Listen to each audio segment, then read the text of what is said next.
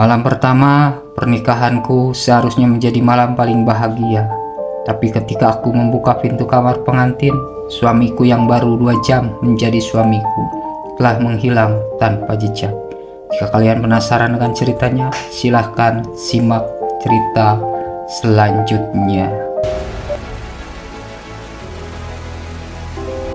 Aisyah berdiri terpaku di depan pintu kamar pengantin yang dihiasi rangkaian bunga putih.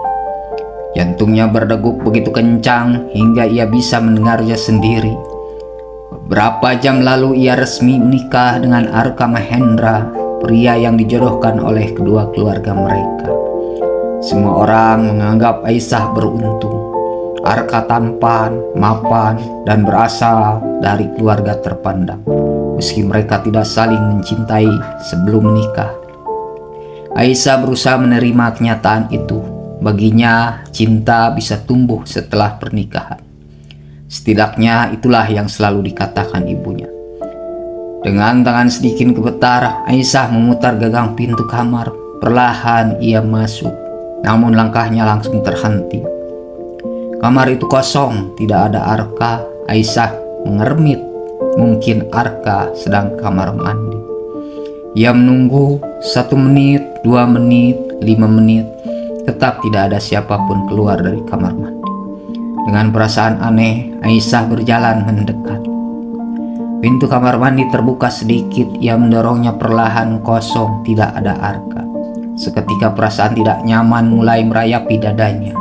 Matanya menyapu seluruh ruangan. Jas pengantin Arka tergantung di kursi. Jam tangannya tergeletak di meja, ponselnya juga tertinggal. Semua barang penting Arka ada di sana, tapi pemiliknya menghilang. Lelucon apa ini? Gumam Aisyah. Ia mencoba menelepon nomor Arka menggunakan ponselnya sendiri. Nada sambung terdengar dari atas meja. Ponsel Arka ternyata memang tertinggal. Jantung Aisyah mulai berdebar lebih cepat. Ada sesuatu yang tidak beres. Saat itulah matanya menangkap secarcik kertas putih di bawah gelas. Tangannya bergerak mengambilnya. Tulisan tangan di sana sangat singkat. "Maafkan aku, jangan mencariku." Wajah Aisyah langsung pucat. Apa maksudnya ini? Ia membaca ulang tulisan itu berkali-kali, tetap tidak masuk akal. Baru beberapa jam lalu mereka mengucapkan ijab kabul. Baru beberapa jam lalu Arka menatapnya di pelaminan. Meski tidak banyak bicara, pria itu terlihat tenang. Tidak ada tanda-tanda bahwa ia akan kabur. Aisyah berlari keluar kamar. Di lorong hotel ia mencari ke segala arah. Kosong. Ia turun ke lobi. Beberapa tamu masih terlihat berbincang, namun tidak ada Arka. Setelah hampir 1 jam mencari, akhirnya keluarga kedua belah pihak mengetahui kejadian itu. Suasana berubah kacau. Apa maksudnya Arka hilang? Bentak ayah Arka pada petugas hotel. "Kami tidak tahu, Pak. Kalian punya CCTV kan? Kami sedang memeriksanya." Ibu Arka terlihat hampir pingsan. Sementara Aisyah hanya duduk diam di kursi lobi. Pikirannya kosong. Ia tidak tahu harus marah, sedih, atau malu. Semua tamu pasti akan membicarakan kejadian ini. Perempuan mana yang tidak hancur jika ditinggalkan suaminya, tepat di malam pernikahan? Tengah malam berlalu, pukul 1, pukul 2, Arga tetap tidak ditemukan. Polisi akhirnya datang untuk membuat laporan orang hilang. Saat petugas sedang bertanya kepada keluarga, seorang pegawai hotel menghampiri Aisyah. "Nona Aisyah." Aisyah menoleh. "Ada apa?" "Kami menemukan sesuatu di area parkir belakang." "Apa?" Pegawai itu menyerahkan sebuah benda kecil. Seketika mata Aisyah membesar. Itu adalah cincin pernikahan Arka. Cincin yang beberapa jam lalu dikenakan di jari manis pria itu. Namun ada sesuatu yang membuat bulu kuduk Aisyah berdiri. Di bagian dalam cincin terdapat noda merah kecoklatan, seperti merah. Pegawai hotel terlihat gugup. "Kami menemukannya dekat pintu keluar darurat." Aisyah menggenggam cincin itu erat. Tiba-tiba sebuah pertanyaan musik pikirannya. Bagaimana jika Arka sebenarnya tidak pergi? Bagaimana jika sesuatu telah terjadi padanya? Saat itulah seorang petugas hotel berlari dari arah ruang CCTV. Wajahnya pucat. "Pak, kami menemukan rekaman yang aneh." Semua orang menoleh. "Apa maksudmu?" Petugas itu menelan ludah. "Dalam rekaman, Tuan Arka memang keluar dari kamar. Terus dia tidak pergi sendirian." Ruangan mendadak hening. "Siapa yang bersamanya?" tanya Aisyah pelan. Petugas itu terlihat ragu sebelum menjawab. Seorang wanita. Tubuh Aisyah membeku. Namun kalimat berikutnya membuat semua orang semakin terkejut. Masalahnya, wajah wanita itu tidak terlihat jelas, seolah sengaja menghindari kamera.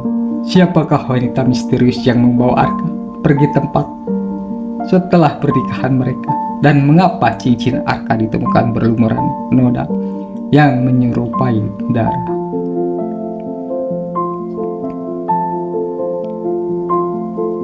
Di rekaman CCTV itu suamiku memang keluar dari hotel, tapi wanita yang berjalan bersamanya membuatku merasakan sesuatu yang aneh, seolah aku pernah melihat sebelumnya. Aisyah menatap layar monitor CCTV tanpa berkedip. Ruangan keamanan hotel terasa begitu sunyi. Semua orang berdiri di belakangnya, termasuk kedua orang tua Arka dan beberapa petugas hotel. Video diputar ulang pukul 21.47 malam. Terlihat Arka keluar dari lift menuju lorong belakang hotel. Langkahnya cepat, terlalu cepat untuk seseorang yang baru saja menikah. Wajahnya terlihat tegang, seperti sedang terburu-buru. Lalu beberapa detik kemudian, sosok seorang wanita muncul dari arah yang berlawanan. Wanita itu mengenakan jaket hitam panjang dan topi yang menutupi sebagian wajahnya. Saat melewati kamera, ia sengaja menundukkan kepalanya. Sulit melihat wajahnya dengan jelas. Namun yang membuat Aisyah merinding adalah sikap Arka. Pria itu nampak mengenali wanita tersebut. Mereka tidak berjabat tangan, tidak saling menyapa, tetapi langsung berjalan berdampingan menuju pintu keluar darurat, seolah mereka sudah membuat janji sebelumnya. "Apa ada rekaman setelah itu?" tanya ayah Arka. Petugas mengangguk. Video berikutnya diputar. Di layar terlihat Arka dan wanita misterius itu memasuki area parkir belakang hotel. Kemudian video mendadak berhenti. Layar menjadi hitam. "Apa yang terjadi?" tanya seseorang. Petugas hotel terlihat gugup.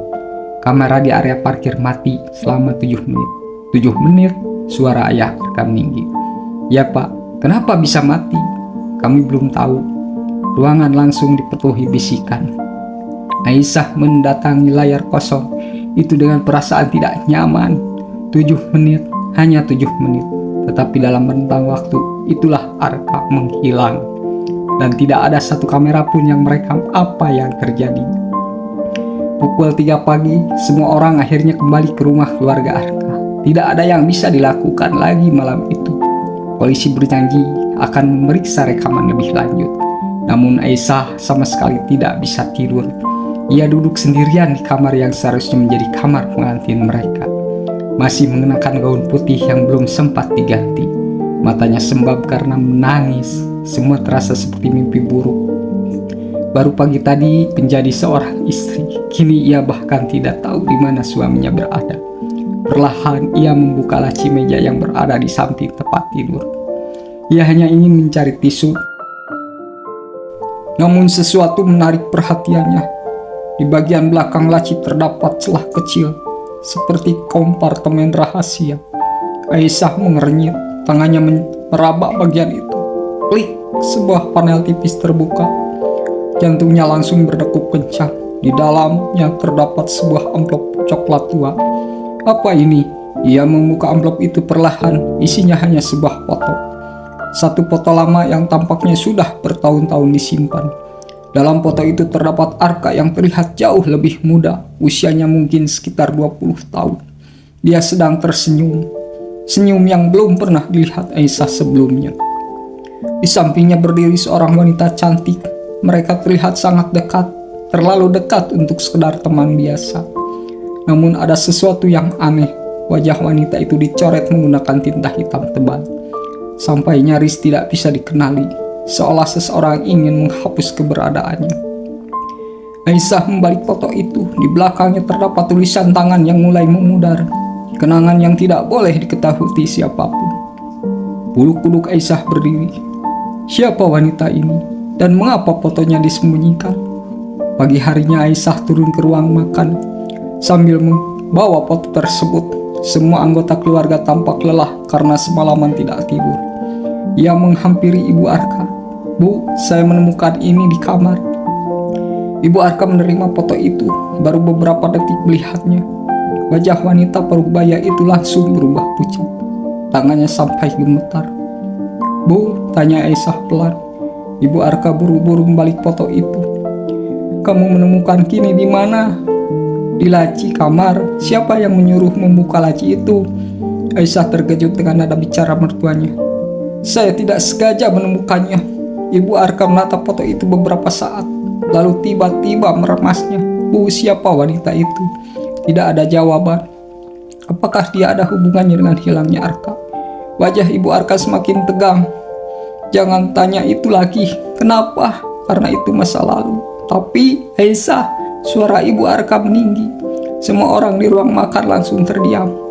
Wanita menarik napas panjang, lalu berkata dengan suara yang jauh lebih pelan, "Apapun yang terjadi, jangan pernah mencari wanita dalam foto ini." "Kenapa?"